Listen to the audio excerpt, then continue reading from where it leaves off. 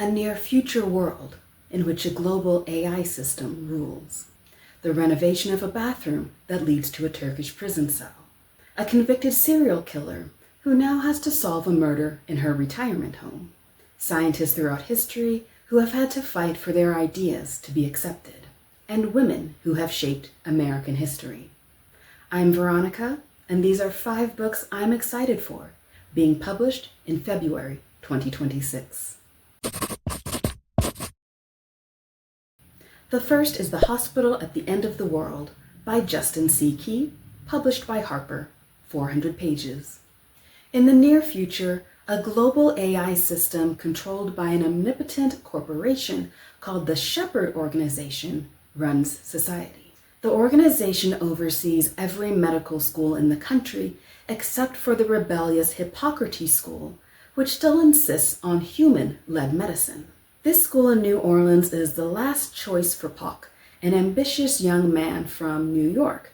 But after his physician father dies under mysterious circumstances that seem tied to the organization and their megalomaniacal young CEO, Pac is determined to find answers and ends up heading straight for Hippocrates.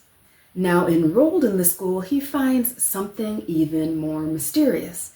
Newcomers who grow up under Shepherd rule are coming down with strange and fatal illnesses. Pac's mission? To find out how it relates to his father's death and his own mysterious past. Science fiction has never shied away from crying out the dangers of unchecked AI. One of my favorite subgenres is that of people in science fiction stories who don't seem to know that they're in science fiction stories. And this seems to fit the bill. Not to mention, it kind of feels like that's what we're living. I would love to hear Isaac Asimov's thoughts on the current state of things. The Hospital at the End of the World seems to build on the foundation that Asimov laid, with society putting all of its trust in an AI that, in effort to protect them, may actually do them harm. I'm so curious to find out what's behind the death of Pac's father and how much this all-powerful organization cares for the people it proclaims to protect. This book will be on shelves today, February 3rd. Next up is The Renovation by Kenan Orhan, published by Farrar, Straus and Giroux, 256 pages. From straight-up sci-fi to bizarre sci-fi. Since Dilara left her native city of Istanbul to care for her aging father and hypochondriac husband in Italy, she's been unable to find a job and has become obsessed with home renovation, specifically that of a bathroom. To her surprise, though, when the work is completed, she isn't standing in a bathroom. She's in a Turkish prison cell. In efforts to hide this from her husband, she has to confront the other people in the prison, including the guards who refuse to believe her, and the women who fill the cells that go beyond her own. Other sensations also come through the cell, such as her mother's voice and calls to prayer. Not knowing if she's gone mad or if she's the object of some sort of prank, or if the prison is a portal to another world or simply a dream, she crawls deeper into the cell and her life outside of it begins to fall apart. Her husband goes missing. Her father becomes unable to distinguish between what is real and what isn't, and a political dictatorship works to destroy everything worth keeping. The publisher calls the story a modern migration and a tragic comedy of displacement, a story that remodels its own form to the dazzling inevitable end. Honestly, it's giving me Exit West vibes, and I'm here for that. I love the idea of exploring the absurdities of migration through the lens of speculative fiction, a genre that, like with AI, has never shied away from calling out authoritarianism and societal unrest for what it is. What is the message being conveyed through this bathroom? And what is it trying to teach Dilara? I'll have to wait until February 10th to find out.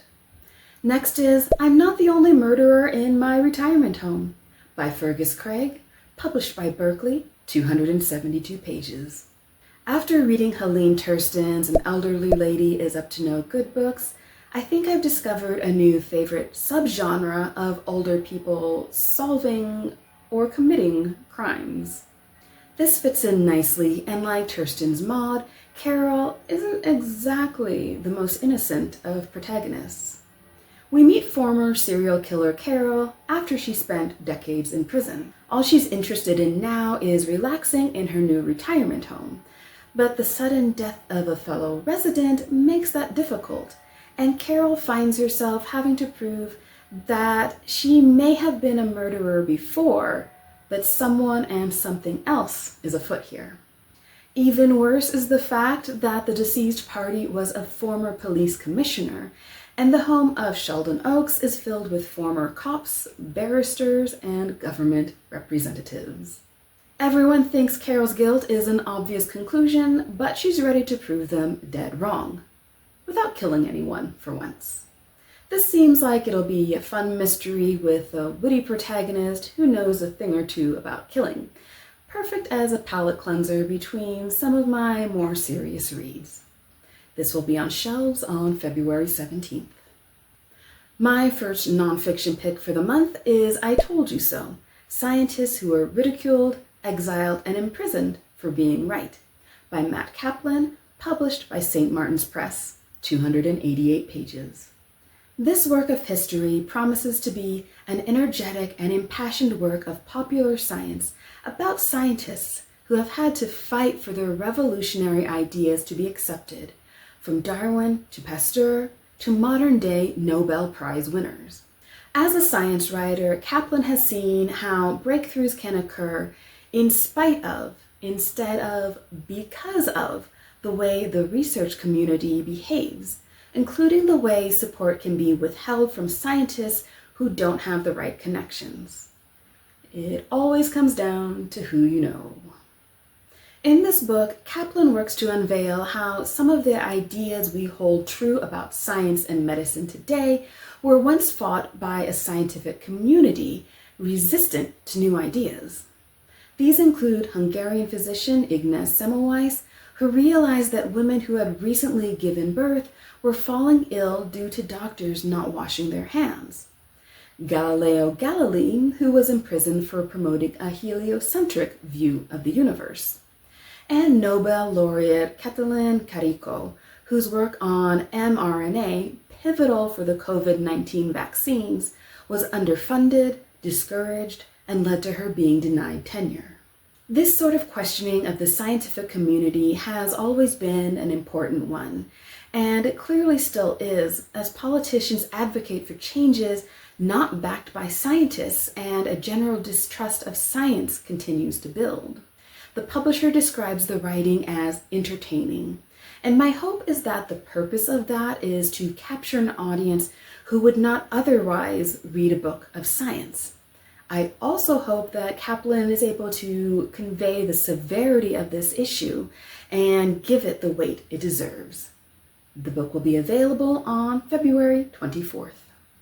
Last is We the Women, The Hidden Heroes Who Shaped America, by Norah O'Donnell and Kate Andersen Brower, published by Ballantine Books, 400 pages. We have another history book, but this time instead of focusing on science, the purpose here is to shed light on untold women's stories and the heroines who helped change the course of history. Journalist O'Donnell works to present a new retelling of American history through the eyes of women, using extensive research, interviews, old photos, and historic documents.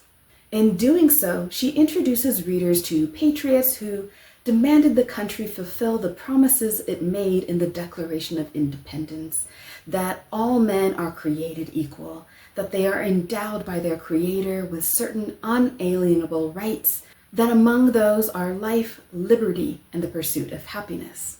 The main question since the signing of this document has been, why don't these rights apply to women? Including focus on Mary Catherine Goddard, who printed the first signed Declaration of Independence, to the Fortin family women, abolitionists and suffragists who are considered to be the Black founders of Philadelphia, to the first women who served in the military even before they had the right to vote. The book presents a new picture of the U.S. and the American story. I remember once working with a student on his paper. I don't remember the exact topic, but I remember he said, once women showed they were capable. And I said, no, women have always been capable. They just haven't always been allowed. Sounds like that kid could have used a book like this.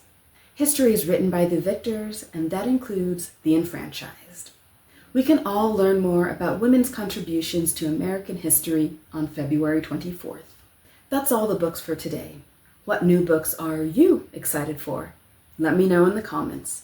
See you next week in a new video.